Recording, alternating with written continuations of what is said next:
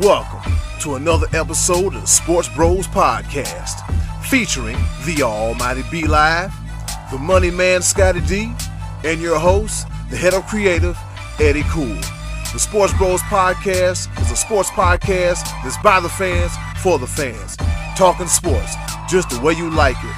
And without any further ado, let's give it up for the Sports Bros. Back at it once again after a 1 week break or a hiatus or whatever you want to call it. The Sports Bros are back. Yes, back better than ever. Well rested. You see the world's two greatest co-hosts. I don't know why I'm pointing. The world's two greatest co-hosts right here and one right there. Yep, Scottie D is somewhere on a golf course, and B Live is like he's doing a dance routine from the Rhythm Nation. Anyways, I go by the name of the HOC here at the Sports Bros Podcast, Eddy Cool. Welcome back, and we're back. Yes, we're back. We're well rested. Everybody's feeling good. We're in good spirits. Football is back. We're ultra happy about that. And just to let you know, this is a football-heavy podcast, all right? If you're a basketball fan that can't stand football, still stick around because it's some good content. If you're a baseball fan and can't stand football, still stick around. We're going to talk about baseball once the playoff starts, but we're going to talk about it. But enough of my incoherent ramming, because there will go again on my own. I'm introducing two of the best co-hosts in the world. Introducing first, the almighty B Live. What's happening? What's going on in the world today? Can I say this with all just week one of professional football is among us. NFL is here. Yes. And it feels so good.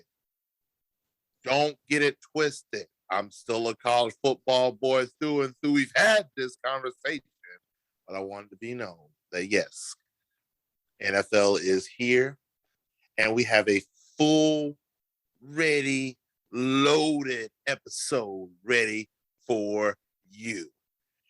And now we get the opportunity to introduce the other guy that started off this NFL weekend, the way that his team just did, and it was absolutely wonderful.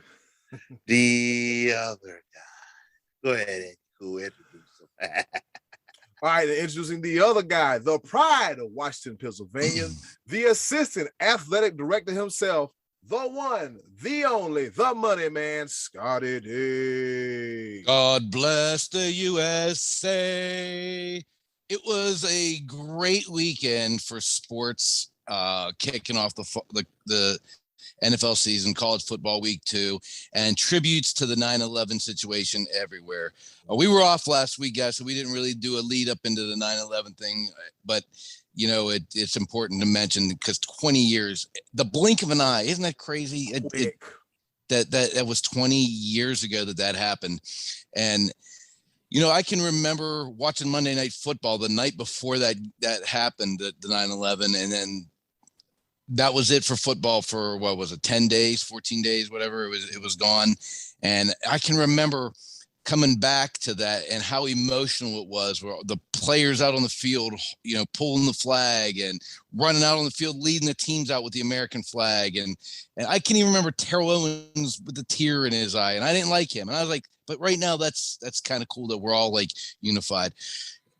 You know, as bad as that was, the unity we felt after that was really nice. And you just don't see that today. You know, that's something our country's greatly missing. The unity is largely been forgotten, but it was nice to kind of revisit that and some of those old feelings, despite the tragedy that took place. And guys, I'll never forget that year, the baseball got postponed as well. The Yankees going to the World Series, playing Arizona, and it leaked into November, and Derek Jeter hitting a home run in Yankee Stadium. They got the nickname Mr. November. Getting ahead of ourselves as far as baseball postseason, but I'll always remember how special that was. Even though the Yankees lost the World Series that year to the Diamondbacks, they won all 3 of their games in the World Series at home, and it was really a special time, you know, coming off the 9/11 thing and how badly that affected New York. But anyway, I just wanted to make mention of that, and ready to talk some football with you fellas. We aren't seeing eye to eye on everything, so let's bring this up, Eddy. Cool. Let's talk about some sports, huh? All right, since we're here, Scott, yes, thank you for mentioning 9/11. Yes, 20 years, a blink of an eye. Real quick, real fast. I remember where I was, what I was doing. I won't get too deep into details, but I just remember seeing things as it unfolded, and as the rest they say, it's history. But you made a good point, Scottie D. That unity is needed now more than ever. Hopefully, as Americans, we can get it back together. All right, so here we go. As we mentioned before, week 1 of the National Football League was underway this past weekend. Started Thursday night with the Cowboys and the Buccaneers. Hey, it was a good game. I can't recall the last time I seen a good opening game in week 1 of the NFL season in quite some time. So we've also had some good things happen on Sunday and also some bad things happen on Sunday and some WTF moments that happen on Sunday as well too. All right, fellas, I'm going to do something different here. I'm going to ask you 3 questions, all right? 3 questions, okay? The first question is, what team impressed us the most on week 1? Scottie D, I'll start with you. Strange to say this because I picked them to lose, and I was sure they were going to lose, and that was the New Orleans Saints. I was positive that they were going to beat Green Bay was going to go beat them because they weren't even playing on their own home field. They had the hurricane issues.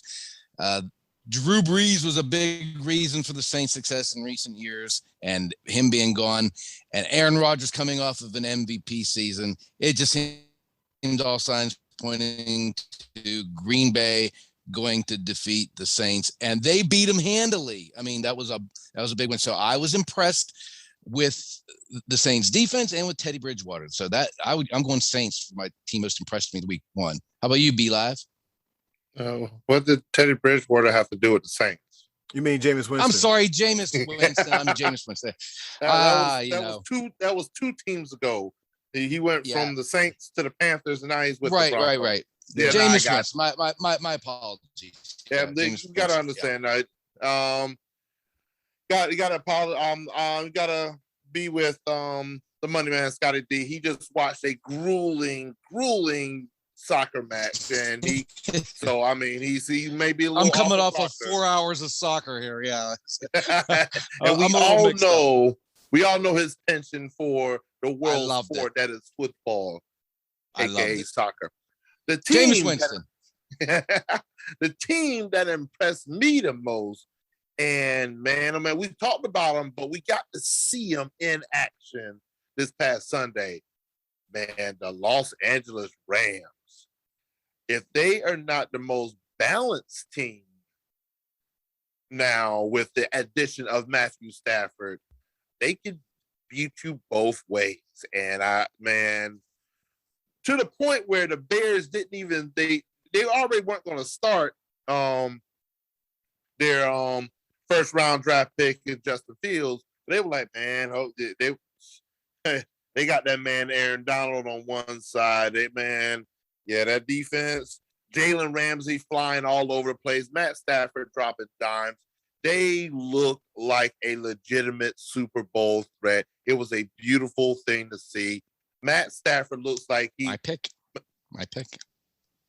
Matt Stafford literally looks like that number 1 draft pick when Detroit picked him, and every bit of money that he made back in the day. He looks like that type of quarterback, and man, the sky's the limit. I think they could do a lot of damage this year. Eddy, cool. What say you? What you think about what you got going on in the world? What you say your team that impressed you the most? Let's see. A team that impressed me this week, I would say the Arizona Cardinals. They really impressed me this week because they faced the Tennessee Titans on the road in Tennessee, and I thought Tennessee was going to be up for the challenge, but from the looks of it, Arizona had different.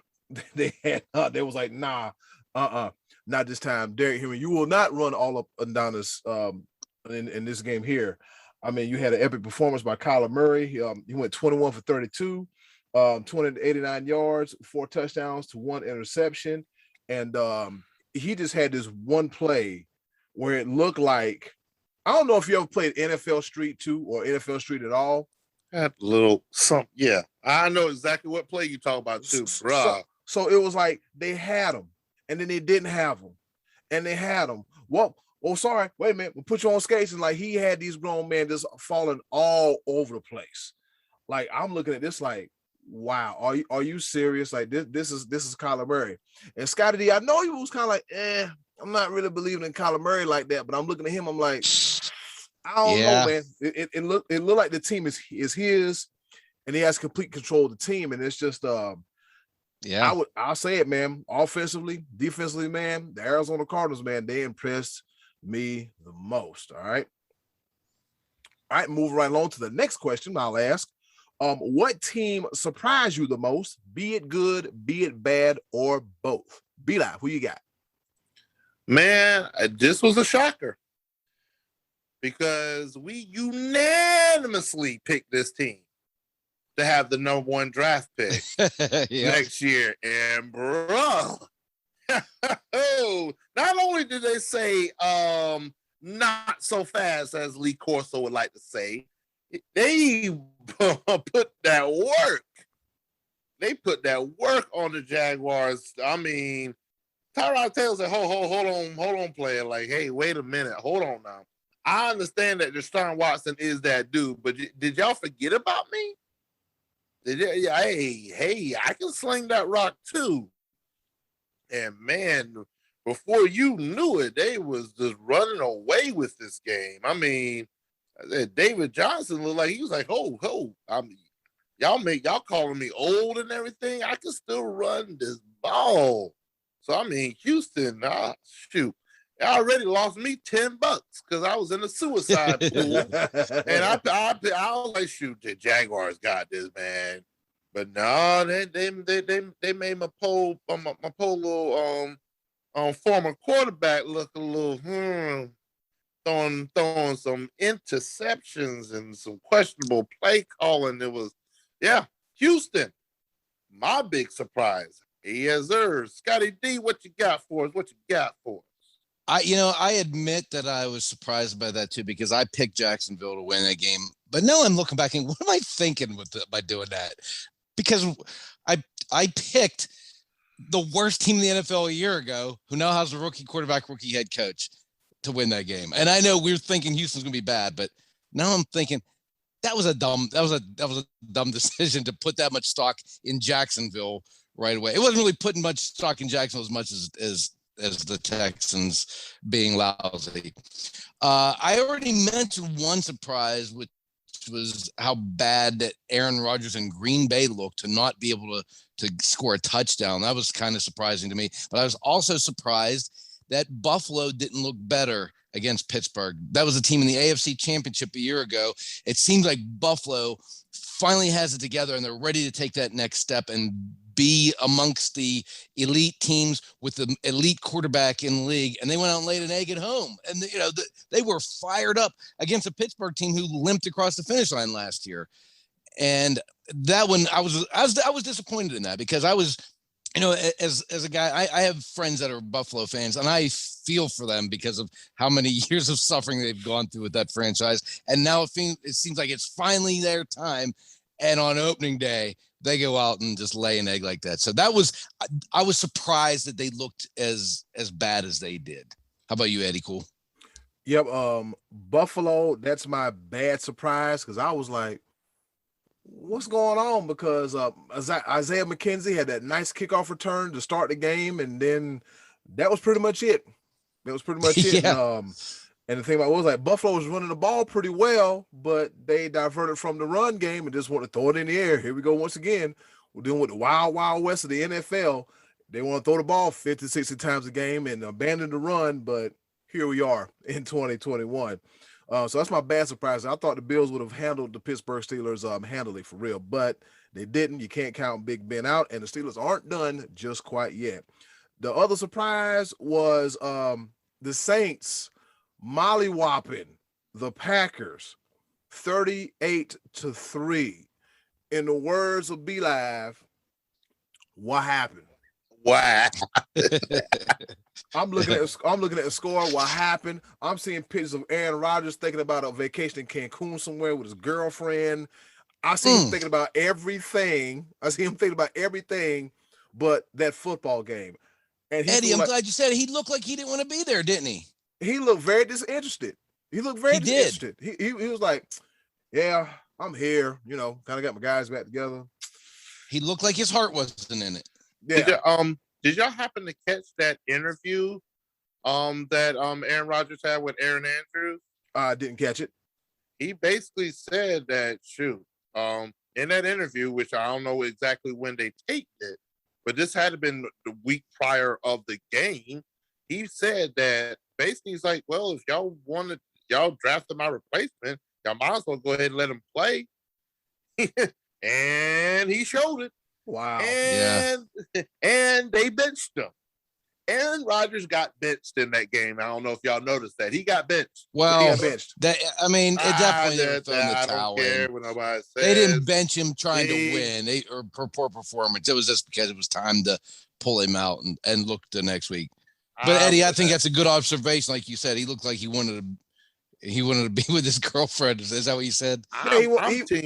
I'm Team Petty. If he playing that terrible, we ain't got no chance to win. You're gonna have to suck it up for the entire game. You don't get pulled out and get the rest because you terrible. No, you don't get it. You don't get another vacation. You took a vacation, and this is why we're here. This is why we here now. Yeah, we 3 discount double check. Yeah, I don't want to see another commercial of him. I think he has another State Farm commercial out as well. I know, but him and Patrick Mahomes, and he playing the guitar and everything because we done gave his rate out to everyone. You don't deserve your own rate anymore, sir. Yeah. You cut it out. State Farm should pull. If I was State Farm, I'd pull every commercial he's in after that performance. The same. I said what I said. Yeah, he just Aaron Rodgers. I want to interview Uncle Max right now because I guarantee you he feels a lot more hatred about Aaron Rodgers than I do right now. Please, Uncle Max, give us a color commentary. Just give us an audio bite of how you really feel about Aaron Rodgers. I promise you, we'll air this, man. I'm telling you, we would love to have it. Packers fans, let us know something. But yeah, like I said, man, he looked at this interested. I don't know if some of you saw the post Aaron Rodgers that put in the Sports Bros podcast Facebook group, captioned this, and he was just like, yeah, he was thinking about cheeseburger, vegan snacks, cliff diving in Hawaii. He was thinking about everything except everything but Lambeau Field and the Green Bay Packers. I mean, this is going to be a long season for the Green Bay Packers at this rate, because hopefully they can turn it around. And Too Smart Me decided to pick the Packers defense for my fantasy football team, and they ran it. Oh my God, they ran it down the leg too. I said, okay, Jameis Winston, okay, they might have a fighting chance. Yeah, They made Jameis Winston look like an MVP. I mean, well, Jameis Winston isn't that bad. And somebody on this podcast may have mentioned that a couple of weeks ago. I don't know if y'all were paying attention, but somebody mentioned watch out for Jameis Winston. Don't sleep on him. And I ain't gonna point no fingers, but you know, too long, you know what I'm saying. All right. All right, moving right along. He had one game. 5 touchdowns. Efficient. I mean, it was a good game. No question about it. Yeah. All right, so moving right along. The third and final question. What individual player stood out to you the most? I'm going to go first. Speaking of the devil, is Jameis Winston. So Jameis Winston threw for 5 touchdowns. He threw 5 touchdowns, but he only had 182 yards passing. Now you want to talk about efficiency. That's pretty good to have that many touchdowns with not a whole lot of yards, because you figure, a 5 touchdown game would equate to, 400 yards, 500 yards, But yeah. Did he throw any picks, Eddie? No picks. No picks. See, I told people, I said, he done had his LASIK surgery. He got his eyes fixed. He's no more Jameis Winston, so he can see clearly now. And so, if this is the result of him of him seeing clearly now, opposing defenses are in trouble, especially if you're the Atlanta Falcons. But I digressed. That's my player 1A. My player 1B would have to be Chandler Jones of the Arizona Cardinals. He had 5 sacks, okay? 5 sacks, 3 in the first half, 6 total tackles versus the Tennessee Titans. And the Tennessee Titans, they looked real shaky. Derrick Henry couldn't get out the block so fast enough. Every time he turned around, Chandler Jones and the rest of that defense was just harassing Ryan Tannehill every chance they got. So that's why I got Jameis Winston with the 5 touchdowns and Chandler Jones with a 5 spot. Who you got, Scottie D? You know, there's a handful that I'd like to mention, but I'm not going to step on B Live's toes here because I'm sure that a couple of the ones I have in mind he'll want to get to. But I am going to say one in an honorable mention, and it's for the same reason, and that is Joe Burrow for the Bengals coming back from his injury and getting a win against Minnesota, who I thought would win that game also. And Dak Prescott, I mean, this is a guy who hasn't played in a year and hadn't got the preseason to shake off the cobwebs, had a bad shoulder strain for 3 or 4 weeks, a bad ankle. Obviously, his ankle got turned around last year. And I've given this guy a lot of grief through the years for not being accurate with the ball and being a good leader, but not a good passer. But, man, he looked like money the other night. And it kind of took – his performance took away the fact that the Cowboys as a team did not really look that good, but him offensively carried that team. I mean, he looked sharp. He was throwing the football with accuracy, and he didn't look the least bit nervous or guys coming around his feet. He did not look the least bit shook at all. He looked confident and ready to lead that team. And that was impressive to me. I have to admit, I got to give him credit where it's due. So I hope I see a lot more of that going forward. I just hope the rest of them boys come around and give him a little bit of help. How about you, B Live? That was, that was his 4th 400-yard passing game in his last 5, if I'm not mistaken.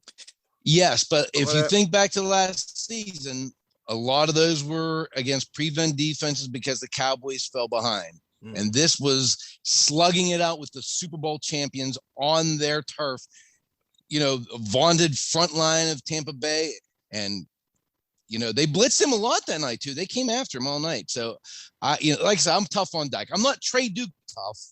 Trey loved to kill this guy, but I'm tough on Dak from time to time. And much respect to him for the first performance.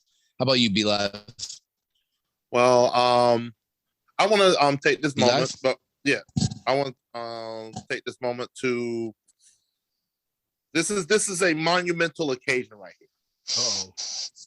Where myself and the money man Scottie D are literally on the same exact page. Because like he had ESP right there, because he knew where I was going with this, and with his answer falls right into line with mine. Because my most impressive player from this past week is none other than Run CMC Christian McCaffrey, coming back from injury and showing the entire world exactly why he is the baddest man on the planet at his position. Not only did he have 98 yards of rushing, he had 9 receptions for 89 yards receiving, and he is exactly the reason why every fantasy football manager salivates over having the number 1 draft pick. And thank you, Scottie D, for allowing me to have that, because I felt like you wanted to go there as well, because I believe you were equally as impressed with my man, Run CMC Christian McCaffrey. Now, Carolina Panthers, I need you to do me a favor, though. Do not overwork him. Do not overwork him. I'm telling you, we've got talent across the board. Use Chuba Hubbard as well. I mean, DJ Moore, Robbie Anderson. I mean, we've got weapons, Terrence Marshall, Dan Arnold, please. And bring on the Saints this coming weekend, because I think our defense is just a bit better than the Green Bay Packers. Let's get it. Let's go. Yes, sir. Yeah, the Panthers looked fast. The defense looked real fast. They harassed Zach Wilson all day. Poor Zach Wilson. But shout out to Sam Darnold for getting his revenge and getting his first win as a starter, as a quarterback, if you will, for the Carolina Panthers. Fellas, week 1 is in the books. I'm excited. I'm excited. We got football, meaningful football again. It's just the most wonderful time of the year. Don't you say? Don't you think? Don't you guys think so? Well, I always think that, and then the first week of the season gets here, and I'm mad. I'm mad. I woke up Friday morning going, why do I want football season after what I saw on Thursday night? Why am I excited for football every year? Only to get let down week 1, fantasy football losses, gambling losses, cowboy losses. Give me baseball season. Well, hey, how about that? Hey, Scottie D. Hey, this is what we're gonna do right now. You take a powder. We're gonna talk about college football. You take a powder. Take a break. Okay. All right. Calm down. I know we don't care. You don't care about college football. Whatever. Blah blah blah. Eddy, cool. Your show and practicing. Okay. All right, and with that being said, that about does it for the NFL week 1 of the Sports Bros podcast. Coming up next, college football discussion. Let's get it. All right, and as always, there was a spirited conversation about week 1 of the NFL. We got a lot to look forward to, and guess what? There is still some more season left. Well, Be Live, guess what? We're moving into your other favorite portion of the show. Before that favorite portion of the show, we're going to talk about college football. That's right, college football. This is what, week 2, technically week 3, right, Be Live? This is by college football standards. This is week 2, because the first week was a partial week and it's considered week 0. So this was week 2 of college football. Don't ask. I didn't make this up. I just do what it do. It's almost to the point where Scottie D don't even want to be with us no more when we talk about college football. But now he has another obligation. He's gonna come back later. But yeah, I think we got this covered when it comes to college football. Yeah, I love the pomp and circumstance, that pageantry that comes in with college football. So, Eddy, cool. What we gonna talk about today? What we got? What's happening? I'm pretty sure we watched a fair amount of college football this past weekend. Let's see. What am I going to ask you? The same questions that I asked in the first segment about the NFL applies to this segment as well too. All right, Be Live. Question number 1: what team impressed you the most this week? You know what? I'm gonna do something a little bit different with this, because you know what? Yes, I have a specific team that impressed me, but to start off this segment, I need to put the entirety of America on notice. Maybe we need to pay attention to what's going on the West Coast, because these boys say, you know what? We are tired of the East Coast bias. We are here to play. And man, oh man.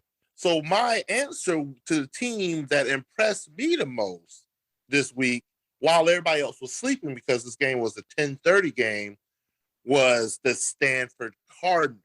I saw bits and pieces of that one too. Yeah, I got off work. Did I get off work early? Yeah, I got off work early enough to see that, and I was like, oh. But and so, continue, go ahead. But yeah, and the reason why they impressed me so much is because the week prior, they didn't really show up. They lost. They lost their first week and everything, and that's usually that right there. They lost against Kansas State 21-7, and that right there usually signals doom in the college football community. And but they decided, you know what, we're gonna strap up our boots, we're gonna lace them up, let's get it, let's go. And they said, we are not afraid of the powerhouse, quote unquote, the storied tradition that is Southern California, the Trojans. And they proceed to not only win against a ranked opponent, but it wasn't even close. The score may fool you a little bit, but Stanford dominated this game in the tune of 42-28. While a lot of people were sleeping, this right here is like just, it encapsulates what college football is all about. Any given Saturday, like a lot of people say any given Sunday, any given Saturday, if you sleep on a team, they could show up and show out. And so my choice is the Stanford Cardinal, of the team that impressed me the most this past weekend. Eddie, cool. What team impressed you the most? Yeah, I'm surprised I stayed up long enough to watch that game. I didn't have any interest in any team, but I was like, it's football. It's a late game. It's a nationally televised West Coast game. So I guess I'm gonna watch it. A team that impressed me the most, I would say, be live, your Coastal Carolina University, the Chanticleers. CCU. That's right, the Chanticleers. Another bird, another chicken, but they've been kicking behind as of late. With that being said, they defeated Kansas for the third consecutive year. In college football, but this year they beat them to the tune of 49-22. The best kept secret in football is no longer the best kept secret. As I last checked, I think they were ranked number 17 in the country. Yeah, there's Coastal Carolina at 17, and from 17 through 25, there's everybody else. I am thoroughly impressed with them because, sometimes it's like, well, all right, the first time, okay. Then the second time, it's like, oh, they beat them at home. And then the third time, it's like, it kind of makes you ask the question, is Coastal Carolina that good or is Kansas that bad? Both. Well, yeah, because Kansas just came off of a victory and where they were like, okay, Kansas might present a threat, but I think Coastal Carolina is that good. It's becoming a draw for recruits. I mean, who doesn't want to be 10 minutes away from the beach?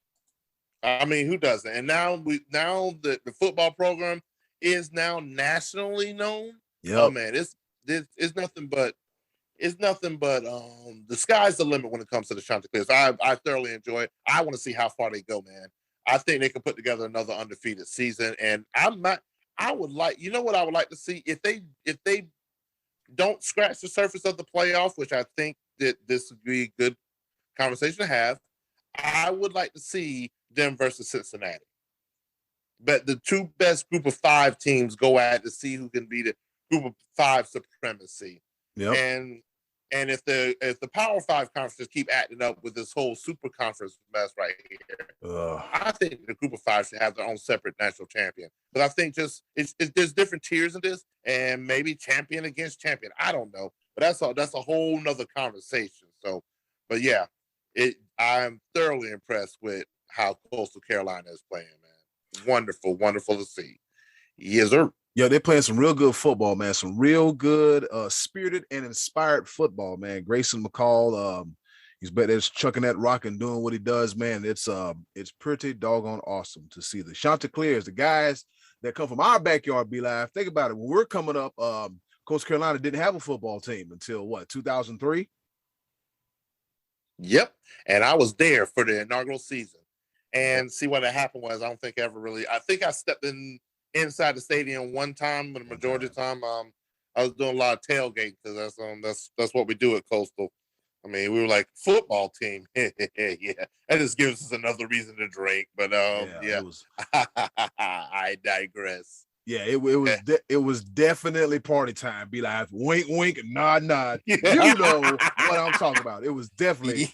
Yeah, definitely party time at Coastal Carolina University. Shout out to Conway, South Carolina, man. Shout out to them as well, too. All right, question number 2. What team surprised you the most? Be it good or be it bad? What you got, Be Live?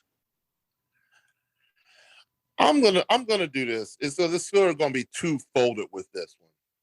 Because it was a surprise good on one side and a surprise bad on the other side, and it was the same game. Hook 'em horns. Texas, when will you get it together? It is a long time since Vince Young, and it's just this is our year. This is our year. This is our year. And then you walk into Arkansas and get molly-whopped. I'm gonna throw one of them old school terms at you.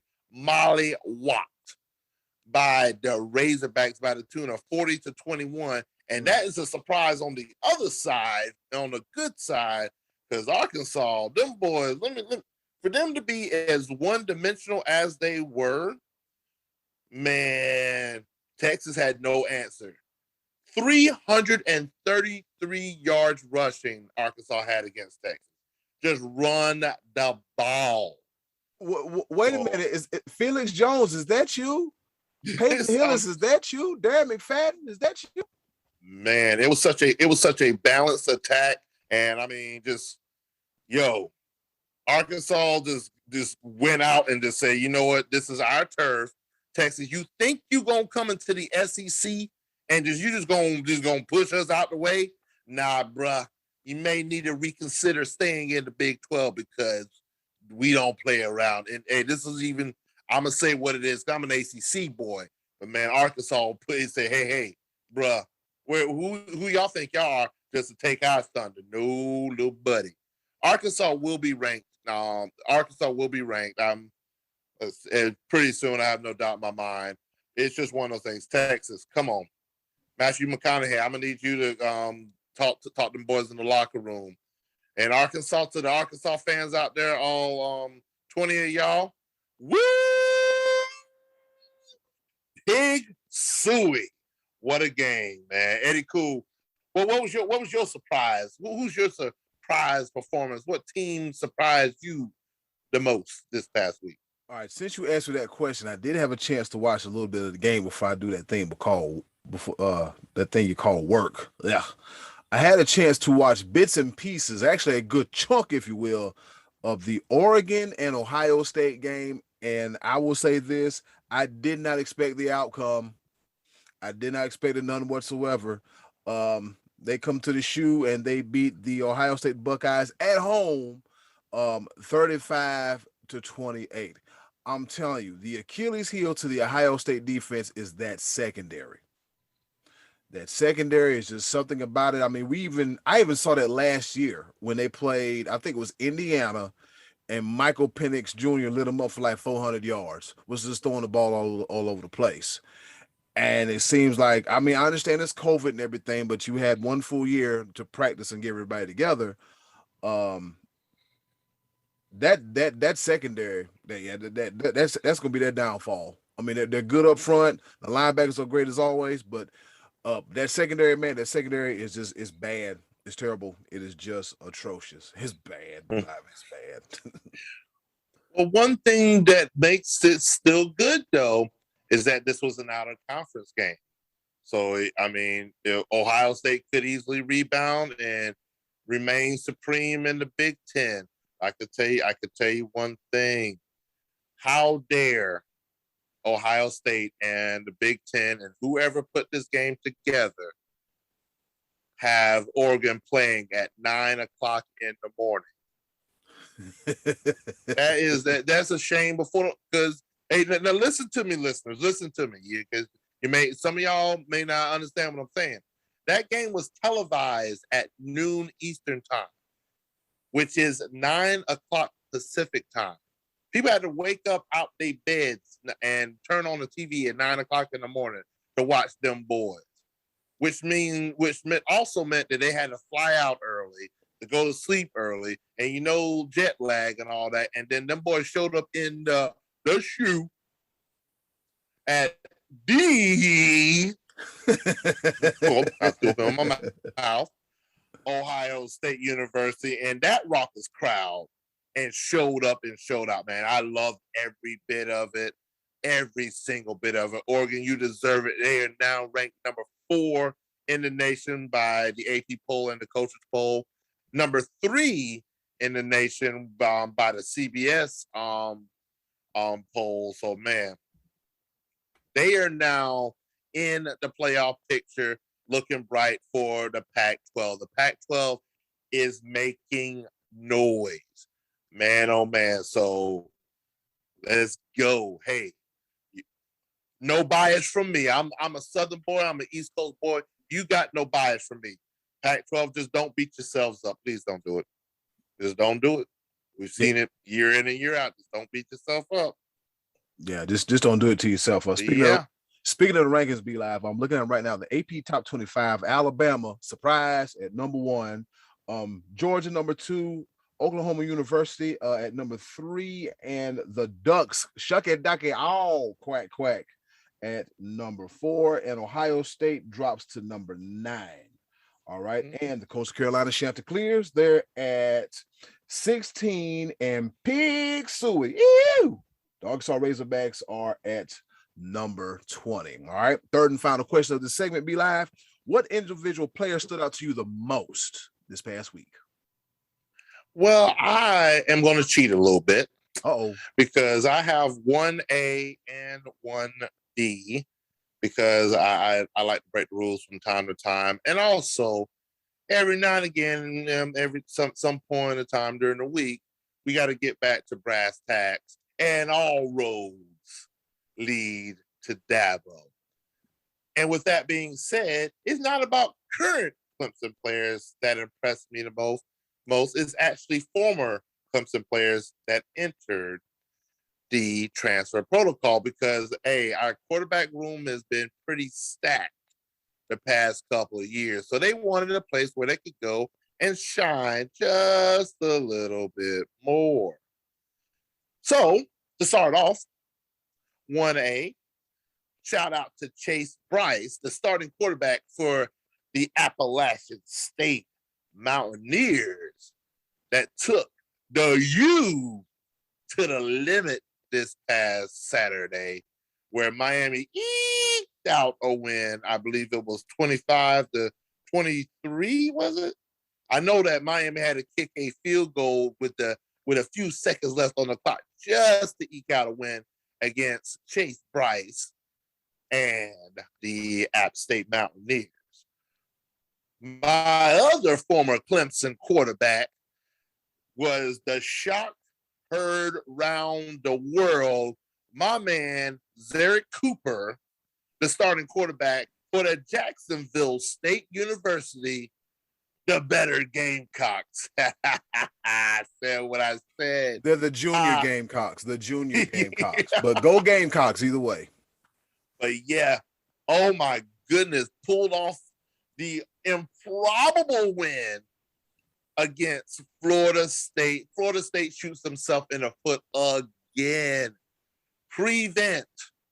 Don't let anybody get behind you. What defense did you just call? Airmail, Zerrick Cooper threw a beautiful pass that only his wide receiver could catch. And then he dips and dodges and zips, and next thing you know, he is in the end zone. And Florida State goes down. Are you kidding me? When I saw it, I lost my mind. I was running karaoke. I was just looking at it. I'm like, this did not just happen. People singing. I'm like, I had to call my dude over. I'm like, yo, did you what? Zerrick Cooper, Jacksonville State, Gamecocks. It's the only time I'm gonna talk good about a Gamecock. Yes, sir. Eddy Cool, my bad. You know, I can't help myself. I had that Clemson vigor in me again. I'm gonna do better. Yeah. It is what it is. But yeah, Eddy Cool. Who was your individual that showed up and showed out this week in college football? Well, I'm glad you asked that question, B Live. The individual that showed up and showed out was the guy that played a 9:00 game, if you will. CJ Verdell, Mr. All Everything from the University of Oregon. He rushed to the tune of 161 yards. All right. Averaging 8.1 yards a carry. Ohio State could not stop the run. And he had 3 touchdowns, two on the ground and 1 in the air. This kid's impressive. He was impressive, man. He was like, they look like Ohio State is a Big Ten team looking like they're playing Big 12 defense. Because we all know, it ain't no secret, call it, hey, say what you want to, the Big 12 does not play defense. I don't even know why they even have a defensive coordinator. I don't understand over in the Big 12, but back to Big Ten business. This does not look good for Ohio State because this was as Bilal mentioned, an out of conference loss, and I think they slipped down to number 11, if I'm not mistaken. So they're looking up, and Oregon is like this, waving at them. So CJ Verdell really made it happen, and to make matters worse, the disrespect at the end of the game when the stadium cleared. The University of Oregon said, we're going to leave something on the field right there in the middle of the O. They left a rubber ducky in the middle of the field. Oh, the disrespect. And speaking of leaving something in the middle of the field, Jacksonville State spiked their flag in the middle of Florida State's field. Oh, my goodness, boy, they is savage. But well, they try to intimidate you at the beginning of the game, and Florida State with all the noise and the horse and the flaming torch and whatever it's called, I don't matter because I don't care about Florida State, and Florida State don't care about me. My man Ramon, I'm sorry, man. I know you're going through it. My man Ramon, good friend of mine, he's a Florida State fan and he's a Jacksonville Jaguar fan. He is pretty much already given up for this football season, but double whammy, a double whammy. Woo! But well, we mentioned Jacksonville a little bit earlier, but man, oh man, college football, and you know what? I'm gonna save it. I'm gonna save it because there's a couple people that have been coming at my neck about college football and why professional football NFL is better. I'm gonna save it. I got a segment special just for you. I've already got it prepared. I'm bringing habanero, ghost, cayenne, all of the any type of pepper you can think of. I'm bringing all of it. I want the smoke, all of it. Yes, sir. He wants every last bit of it. Well, ladies and gentlemen, with that being said, that does it for our college football section of the show. It feels so good to have an NFL section of the show. Week 1, of course, which is another great another great portion of the show, and also the college football as well too. But guess what time it is? What time is it? Should we bring Scottie D back for this? Should we bring him back for this? Can we do it without him? Oh, he's en route. He's en route because this is part of this concept anyway. So we can't do it without him. So it'd be disrespectful. Right, I guess so. I mean, but we'll bring him back. What time is it? What time? Let me see. I usually have my watch on, but I got my phone. And as you see, it is time once again for our favorite portion of the show, the choices of the voices. And with that being said, hey, yo, Button, hit it.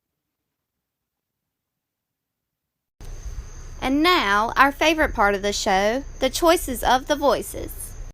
Once again, thank you to the wonderful and ever so lovely Ms. Button for introducing our favorite portion of the show. You heard the woman. It is back once again.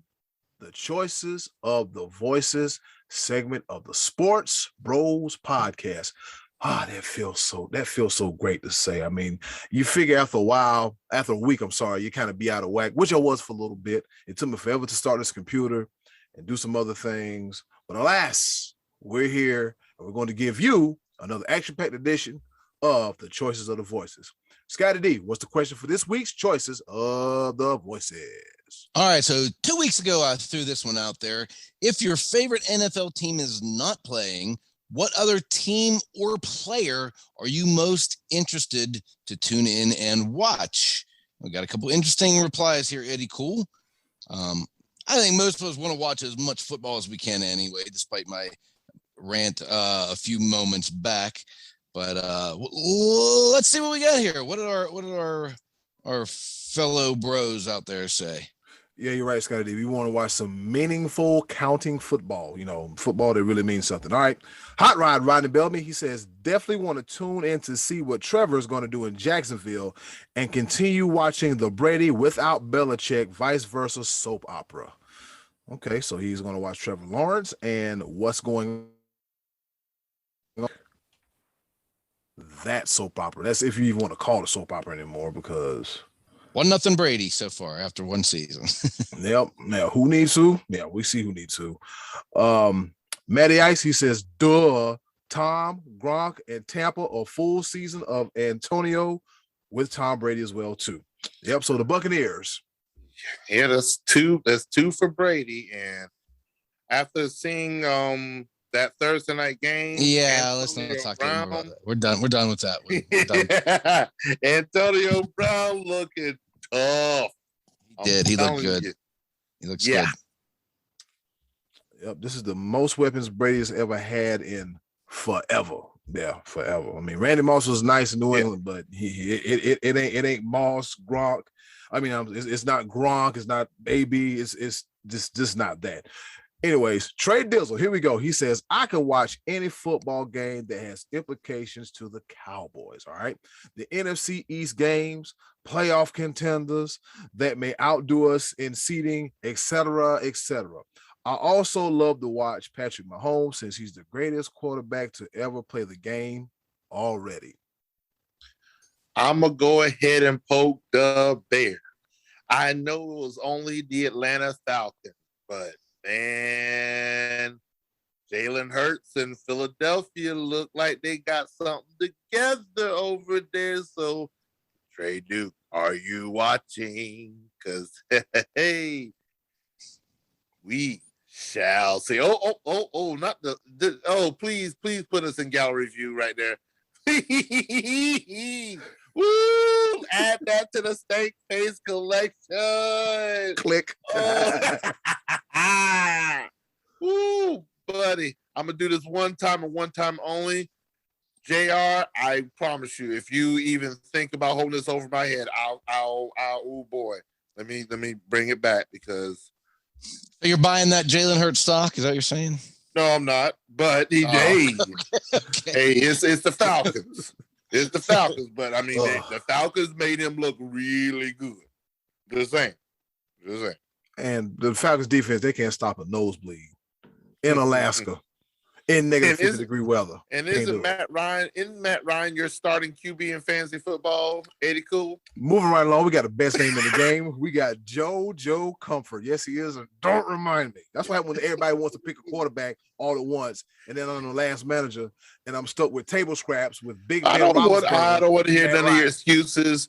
Just so everybody knows, in fantasy football, the SportsBros Fantasy Football League, Eddy Cool faced against the Almighty Be Live, and he took a almighty L. Put an L on your forehead. You Luigi, brother. Now let's go, bro. Yeah, even the sun shines on a dog's ass every once in a while. But anyways, moving right along, we got the best name in the game, JoJo Comfort. He says, I'm going with the Rams for one single reason, Aaron Donald, all right? Can you blame him? He is an absolute, if not undersized, defensive tackle. That's a nightmare of a matchup for O-linemen around the league. Aaron Donald. Let's go Pitt. Yeah. And Aaron Donald, he got him a sack already. Sunday night he had one. He should have had 5. Yeah. He the way he disrupted that backfield, he made all of those sacks happen. Like, he's a beast. It was ridiculous. And go Clemson, October 23rd is about to go down. All right. But that whole Rams defense does look pretty nice so far. I mean, Jalen Ramsey, Jesus. That's scary. The way they're using him. He was all over the place he was in like 3 or 4 plays straight last night. It's like, are you serious? Man. Yeah, they're utilizing him to his ability, man. It's scary. Yeah, man. You got to get what you can out of what you have. All right, winner. We got Tom Wynn. He says, I love watching the Steelers in decline, especially Big Ben flat on his back, pondering retirement, ladies' rooms, excursions, whatever. Spoken from a true Browns fan. That's a Browns fan for you. Yep, and that comment did not age well. No, it did not. That didn't age well. Nope. Whoopsie. Yeah, that did not age well, none whatsoever. The Browns lost and the Steelers won. So, yeah. Tom Wynn, man. It bees that way sometimes. All right. The OG himself, Mark Olds, he said, a lot of players I enjoy watching. Always interested in Hunter Renfrow, the ankle breaker. Lord have mercy. He put the move on somebody on Monday Night Football. Who got my ankles hurting. Local Saugatuck player. Because he's from the great state of South Carolina. Be Live hit it one time. All roads lead where? All roads lead to Dabo. Yes, sir. All right, now that we got out of the way, he says he also likes watching Aaron Rodgers, Patrick Mahomes, Saquon Barkley, Cole Beasley, and a slew of other players. I'm a football fan first, then the Cowboys. All right, how about them Cowboys? We'll be okay. It's just one game. But quietly, I think that's the second mention of Mahomes. Yes, if I'm not mistaken. All right, terrible. Pete Talansky. He says, okay, so anyone who has ever watched a Cowboys game with the money man Scottie D knows the most entertaining part of the game is not the game, but watching Scott's reaction to the game. So that's going to be my answer. I look forward to watching Scott watch football on Sundays. So damn the game. If you want to watch the Money Man Scottie D, I was like, please tell we're on gallery view again. So he's got a few of them looks right now. Boy. Pete spent many a Sunday at Overtime Sports Cafe, as I did together. We were there for many Sundays, many years, and I didn't always carry myself as classy as I maybe should have during Cowboy games, and I am particularly volcanic when it comes to the block in the back penalty. Is there anything more frustrating or dumb in any sport than when one of your players blocks somebody in the back on a punt because these special teams guys stand on the sideline like, I can't wait to get in the game. And when they do the one thing you're not allowed to do and put your hands where the name is. And you're not allowed to do that. And every time it's obvious. I mean, that's the first thing referees are looking for on punts. And what happens? You go flying by a guy and you shove him in the back. Oh man, is that some frustrating stuff? So yeah, if that happens and the Cowboys do it, it's another. I blow my top on that. So yes, that seems very, very weirdly specific. Like there was a moment in time in history that really just set you off. That was oddly specific. That's because that's the one I've thrown the most temper tantrums over. You're going to drop a pass. You're going to throw a pick. That stuff happens. You're going to miss a free throw. You're going to drop a pop-up. That stuff happens. But there is no reason to go into the game, not even sweaty because you're standing there watching, and pop somebody in the back. The one time you're allowed to enter the game and you pop somebody in the back and your team has to go back. And sometimes it's not just like a 10-yard penalty. It's like a 50-yard penalty or even a touchdown off the board penalty because blocking in the back is idiotic. And I cannot take when that happens. And there was one in the Cowboys game last week on Thursday night. And I was sitting in my living room just seething, just hot over that one. So I felt that in my soul. Oh my goodness! I need that to be a question. I need that to be a question for the choice of the voices. What irritates you the most in a football game? That boy. I need to hear that money man rant again. That was juicy. Pete Talansky. Pete just took me to a dark place. What else we got there, Eddie? Cool. What else we got? Pete got you out of character. Oh man! Finally, we got a friend to the show, JR. He just says Patrick Mahomes. There you go. Another Patrick Mahomes. Yeah. I mean, he's kind of almost a universal answer. Yeah. You know what I mean? Because everybody wants to watch this guy play because he throws passes that nobody else can pull off. He did it the other day. He threw a touchdown bomb across his body. Now the defender misplayed it and they scored a big touchdown. And that was a huge play because they were answering a Browns touchdown just 2 plays before that. But I mean, the guy it almost looked effortless and he threw a pass that you're not really supposed to be able to throw that far. I mean, so I think a lot of people probably would say this guy just because he's must see the stuff he's doing. And it's almost to the point that now we're expecting it because we've seen him do some of this stuff. And he's only in his fourth year, something like that. Fourth year, right? Fourth year. Yeah. Yep. And we've seen him do this stuff. And now it's like, there goes Mahomes again. The $500 million man. Yeah. Oh my. Wise investment for Kansas City. Wise investment.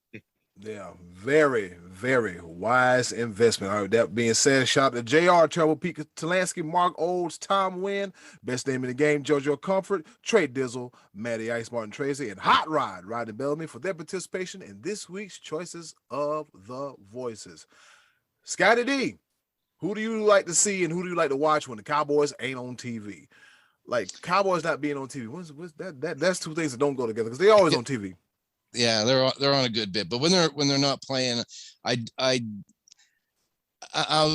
very interested right now in not only, just like I mentioned earlier, the Bills, because they have turned a corner, but the Browns. And I've always been I always said if there was no Cowboys, I'd be a Browns fan.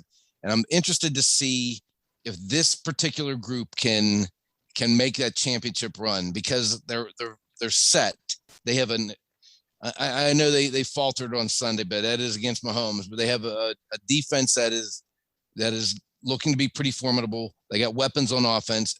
Baker's kind of in a contract year, but he looked pretty good at times on Sunday. Bad interception at the end of the game, and that's always going to be his problem is those kind of poor decisions. But I'm interested in that, and I'm really interested in seeing how this Zach Wilson pans out for the Jets, because that's a franchise that's needed a franchise quarterback for a long time. They thought they had it in Sam Darnold 4 years ago, and now it's, it wasn't him. And again, it's not always he's not shouldering all the blame because of the coaching staff they've had the last couple of years. But I'm very interested to watch, because we watched Zach play against Coastal Carolina last year, and Coastal got that guy, and yep. which was very exciting. But to me, I've heard and seen a lot about this kid that just says that he's going to be a success. So I'm very interested to watch how he develops as a quarterback this year. How about you, B-Live? Well, let's just say this: Carolina's defense is the truth. So he didn't have too bad of a show, but I mean, you get sacked 6 times. It's rough. So this is a tough question for me, because normally it would be a very easy answer, because again, all roads lead to Dabo. And so I've spent the better part of the past few years watching the Houston Texans and Deshaun Watson. Right now, as everybody knows, some of the situation he's going on, and not able to watch it. Then you got Trevor Lawrence in Jacksonville. That would be an easy one, but I just don't like Urban Meyer, and I don't trust him. So and I mean, you could throw out there. You got D-Hop at Arizona. You got Mike Williams with the Chargers. But really, when it comes down to it, and it's just a feel-good freaking story. Eddy Cool has already mentioned it. Mark Olds has already mentioned it. I got to give it up for my boy from the hometown, Myrtle Beach, by way of Socastee High School, by way of Clemson University, the 2-time national champion, my boy, Hunter Renfrow. Man, I need the Las Vegas Raiders to use him more than just on third down and 2-minute drills. Because if you see this guy on third down in 2 minutes, there's a reason why he's on the field for third downs in 2 minutes. It's because he gets the ball. He runs routes that people cannot guard. He's a possession receiver. Yeah, good hands. Even the likes of arguably one of the greatest cornerbacks, defensive backs of all time, I'm putting him up there. Jalen Ramsey could be that dude when his career is over with, and he has Jalen Ramsey on skates. And I'm telling you, the boy is that good to be a walk-on to being a 2-time national champion, and now in the NFL with the Las Vegas Raiders. I wanted to see how far Hunter Renfrow will go. All roads lead to Dabo. by way of the hometown of Grand Strand, Myrtle Beach, North Myrtle Beach, Soccer Steve, stand up. Yes, sir. Eddy Cool, what you got for us? And see, the thing about that whole Oakland, the whole Vegas situation is they could potentially, if everything goes like it's supposed to, they could have a three-headed monster with Brian Edwards. Go Gamecocks. Yeah, you had to make it about you, didn't you? Cock-a-doodle-doo, baby. Cock-a-doodle-doo. Yeah, with Brian Edwards. Jacksonville. Yep. Cock-a-doodle-doo. Yep. With good one. With Brian Edwards, with Henry Ruggs, if he ever gets it together, and Hunter Renfrow, they could have something special there too. I mean, a four-headed monster too, because Darren Waller. Darren Waller. Yeah. Oh yeah. By the way, happy birthday to him today as well too, because of course, as Like I said before, we record on Monday for you to enjoy on Tuesday. Yeah. So happy birthday to Darren Waller as well too. But that's. In Oakland, Vegas, the Raiders. The Raiders. Yep, that could be a issue. I have a couple of players I like watching play when my Panthers aren't on TV. He ain't what he used to be, but he's always still, good to watch. Julio Jones. Yep, Julio Jones is still good to watch, even though he torched us at one time in Carolina, but we just gonna keep on going. Keep it moving. That's what he was with the Falcons, and Luke Kuechly was there. There's a whole lot of was and past tense there in that situation. So so Julio's a good one to watch. I also like Patrick Mahomes too, especially what he did in that Browns game yesterday. Like you said, Scottie D, like the ball was here, the play was over on the other side of the field. He just kind of willed his way and just threw the ball across his body, and then Patrick Mahomes makes magic happen. He makes magic happen. He really does. He's very entertaining to watch as well too. And then Aaron Donald. I like watching Aaron Donald give opposing offensive lines fits. I love watching Aaron Donald. I think me and him are the same height, but he just got a whole lot more. He got more muscles, more neck. He's big boned. Yeah, he's big boned. Yeah, he big boned pit boy. Big boned pit boy. Yeah. So yeah, Julio Jones, Patrick Mahomes, and Aaron Donald. Yep, those are my picks. All right, Scottie D, what's on tap next week for Choices of the Voices? All right, we are going to ask next week, what NFL wide receiver scares you the most right now if he's going against your team? Maybe it's Hunter Renfrow. Maybe it's AB, who torched my boys the other night.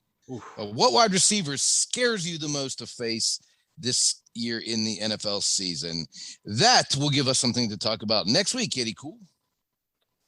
Scary wide receivers. I mentioned one, but I got a quick going back. It's just a very bad memory. Julio just burned the boys up. Anyways, that's either here nor there. Ladies and gentlemen, thank you for enjoying another edition of the Choices of the Voices. Tune in next week to hear the voices from us and everyone else that listens to us as well too. See you next week. Okay, boys, let's bring it home with a round of pepper. Well, you heard a woman. It's time for us to go home and get the hell up out of here. But before we 8-6 the premises, we got to hit you with another round of pepper. That's right. You know how we do it. 3 topics, rapid fire style, kind of, sort of, not really. We're here to engage, enlighten, educate, and most importantly, entertain. You know, we got to end the show off on a hot note. All right. With that being said, of course, you know how I do it. I do it in this day in history style, and I'll go first. All right. On this day, back in 1986, in the CFL. That's right. We're going to our neighbors up north, eh? All right. We have the Saskatchewan Roughriders and the Hamilton Tiger Cats. They play in the first ever CFL regular season overtime game. You ready? All right. So I had a chance to pull up the score, and it goes like this. All right. In the first quarter, we got the Tiger Cats 7, Roughriders 3. Second quarter, Tiger Cats 1, Rough Riders 7. 1 point if you missed a field goal and get returned back. It's part of the rules. I'll tell you about it later. Yes. In the third quarter, it was another. They had another 7 points, and the Rough Riders added another 6. And in the fourth quarter, the Tiger Cats added another 3 points, and the Rough Riders added another 2 points. So in overtime, they each kicked a field goal, and if you do your math correctly, it ended in a 21-21 tie. I was not going to do any math. I was just going to let you finish off of that because everything about that sounded ridiculous. 1 point, 2 points.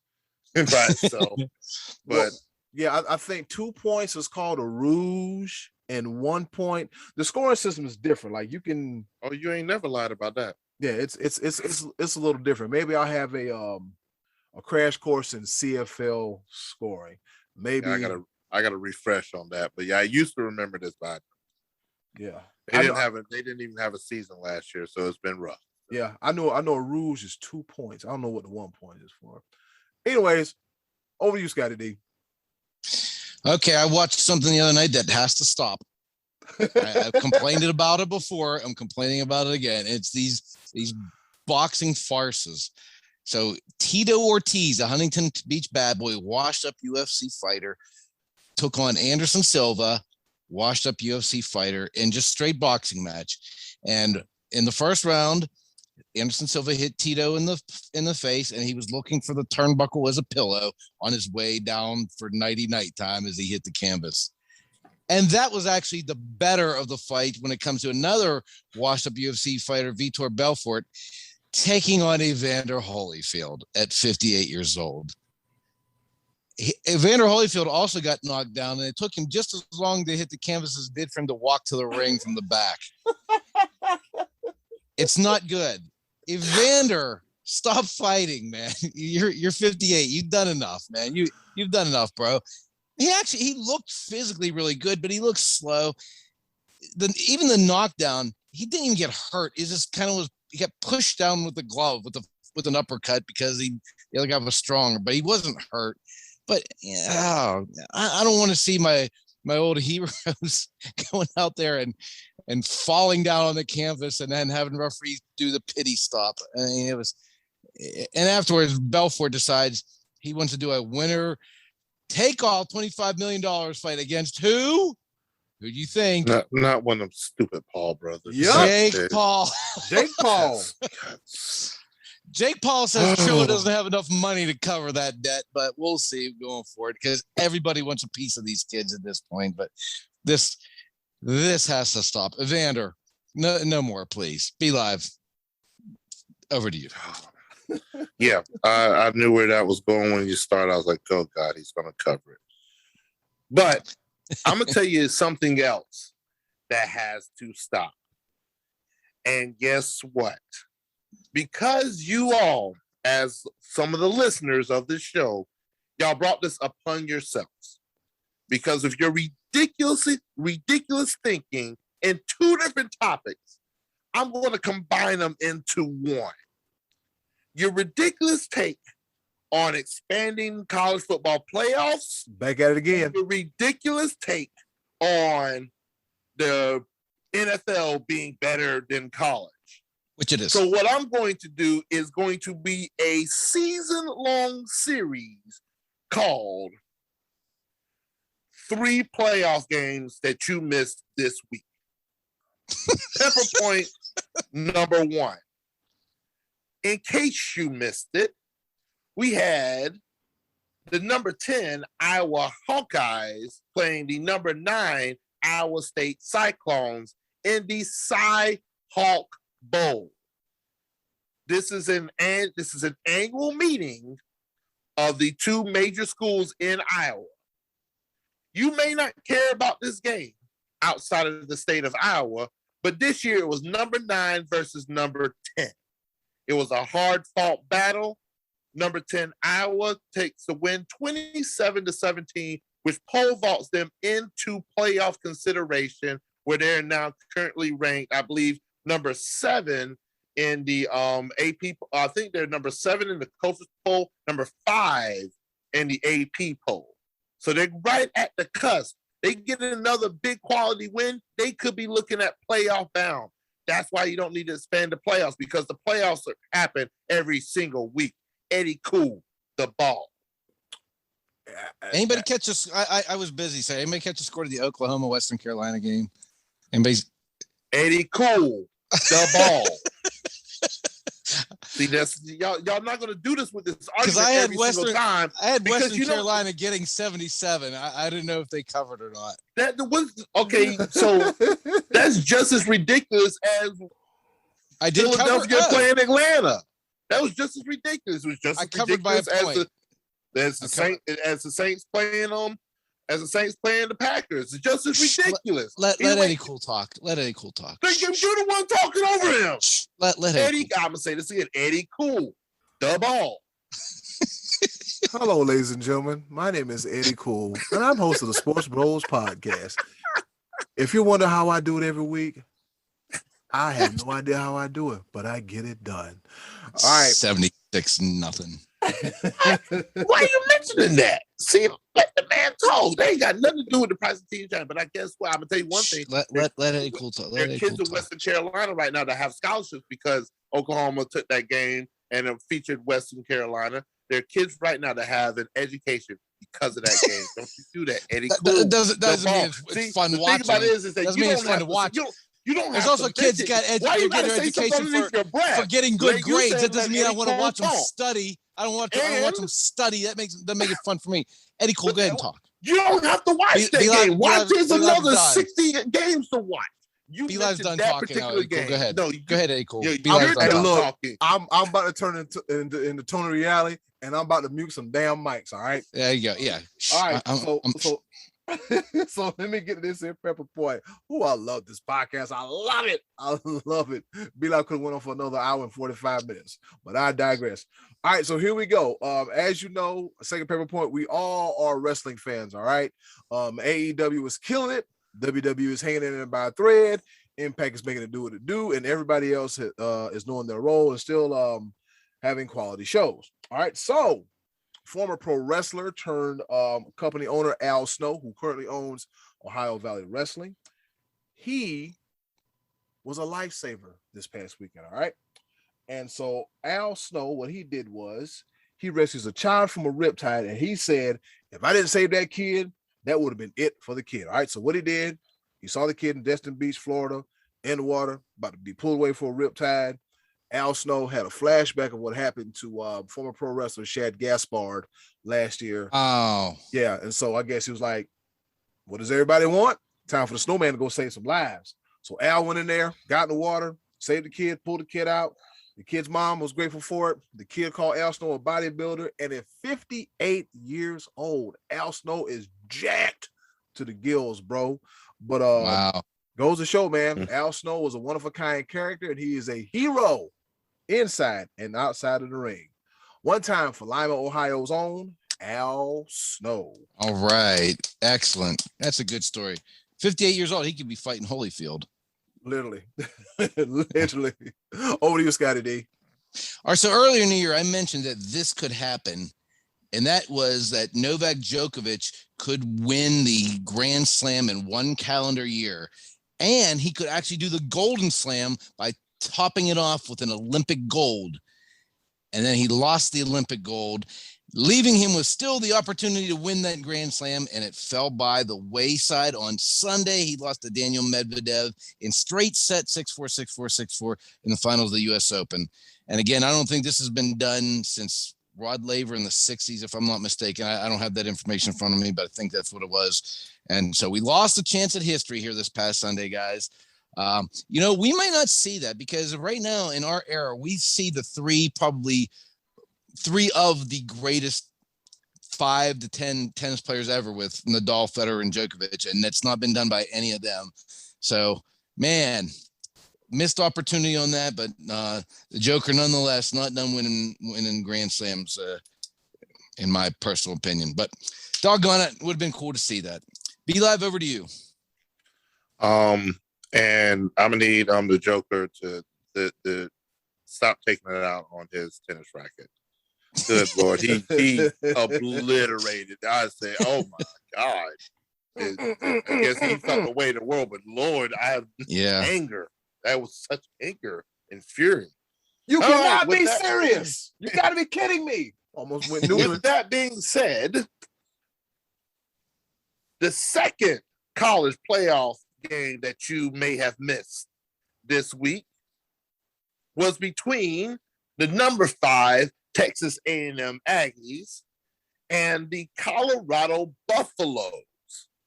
And you may not think that this has playoff implications, but number 5 Texas A&M is on the outside looking in, and they're the number 3 team in the SEC. So they need to make more statement wins, but this was such a hard-fought battle, and Texas A&M squeaked out a victory. They were down for the majority of the game to Colorado. Colorado struck forward first by scoring a touchdown. So they were down for, let me do the quick math, they were down for 57 minutes and a handful of seconds until Texas A&M scored a touchdown with 2 minutes and 42 seconds left to go up 10-7 to beat a very hard-fought team with Colorado. Neither team got over 300 yards of total offense. It was all a defensive battle. This could have been the game that put Colorado on the map. Texas A&M squeaked it out, may get some notoriety for Colorado. This has playoff implications. Do not expand the playoff. College football is just better. Eddy Cool, the ball. Eddie Cool, you happen to know the score of the Auburn-Alabama State game this past week? Because I had Alabama State getting 63 points. Oh, Jesus Christ. I don't know if they covered. You're not about to do this every single time. I bring up a good game. You are not about to do this every single time. I bring up a great game. You're going to didn't see it. Did you really? So you just have these sitting on the side just ready to say that just because of these games that college football in its entirety is not good? You are not about to do that. Stop it. Stop it immediately. Don't even Alabama State Alabama covered plus right 63. Now. I'm a sick Uncle Max on it. You're not going to do this. You're not going to do this. Eddy Cool. We let Eddy Cool talk. No, you don't let Eddy Cool talk. You. Ooh, boy. You will. I'm telling you right now, Scotty. Let Eddy Cool talk. I'm gonna tell you right now. If you my third and final pepper point, I'm just the ball, Eddy Cool. Don't you do it? Eddy Cool. The ball. Ladies and gentlemen, once again, this is another action-packed episode of the Sports Bros podcast. That void that you felt last week, it was us, and we're back to fill it. We have a birthday today, fellas, and guess whose birthday it is? Mine? No, it is not yours. Nope, it is our guy. He's been on watch. The one, Tony Finau.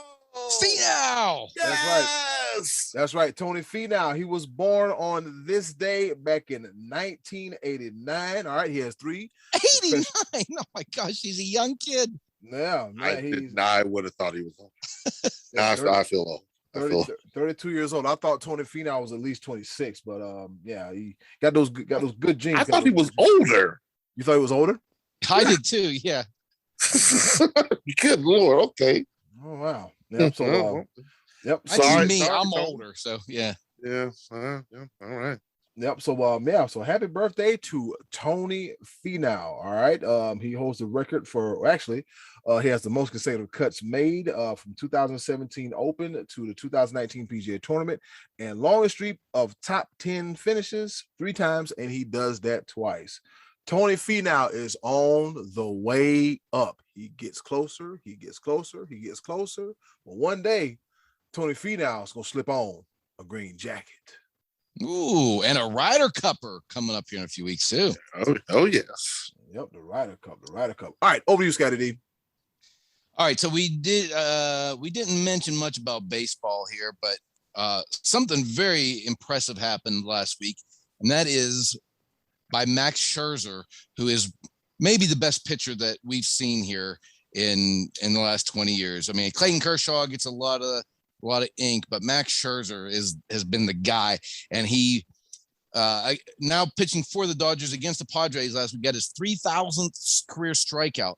But wow, guys, you know what he did in that game along the way? He was perfect into the 8th inning. He pitched like 7 1/3 or 7 2/3 perfect, and he had an immaculate inning. Now, if you're not 100% sure what that is whenever you strike out 3 players on 9 pitches. That's immaculate. He threw 9 pitches, struck 3 guys out. There have been more perfect games in baseball history than immaculate innings, and Scherzer's got 3 of those, 3 immaculate innings. Wow. So, man, I tell you what, Dodgers want to put on a postseason run. This guy still got it in the tank, baby. So they might be in good hands heading into October with Max Scherzer. But man, congratulations to that dude who he's got 2 different colored eyes and he does this kind of cool stuff. I mean, Max Scherzer, cool pitcher, cool dude, man.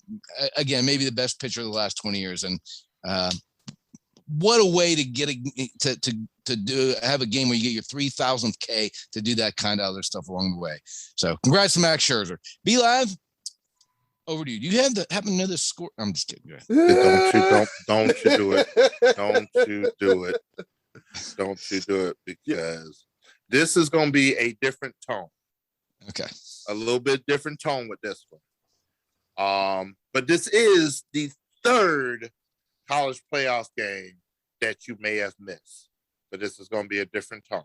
Ooh, bring the smoke. All right.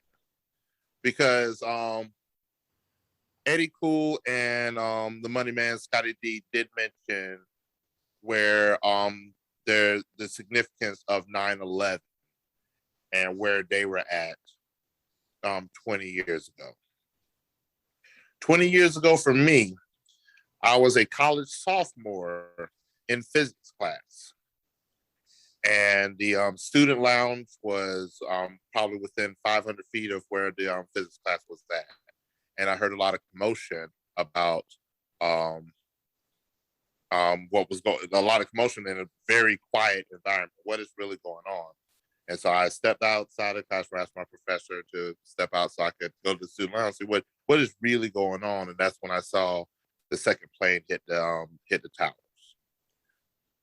At the time, I was attending the United States Naval Academy.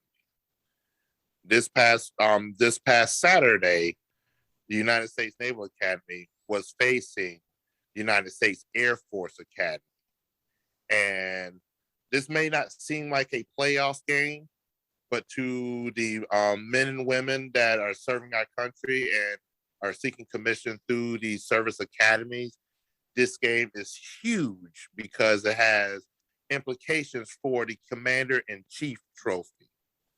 This year, unfortunately, Air Force beat Navy 23-3, but what gives it so much significance is because it was on the 20th anniversary of 9/11, and you can only imagine the amount of this patriotism, just a sense of serving your country, a sense of love for your country, all of the pomp and circumstance that goes behind it, all of the ceremony that goes behind it, and the mutual respect that each one of the Service Academy members has for each other is a huge rivalry.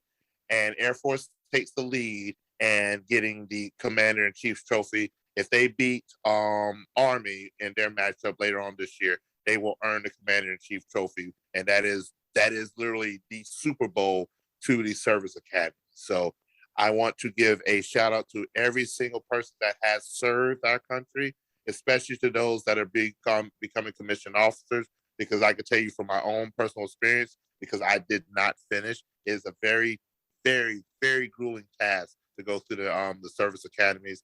And I salute each and every student that's on that field playing football, every student that suits up in uniform, every student that goes on and leads in a career in the armed forces. I salute you. God bless you, and God bless the United States of America. Never forget 9/11, and never forget that energy on 9/12 when we all came together as one country. Good job, B-Lab. Well said, brother. I like it. Good job. Good one.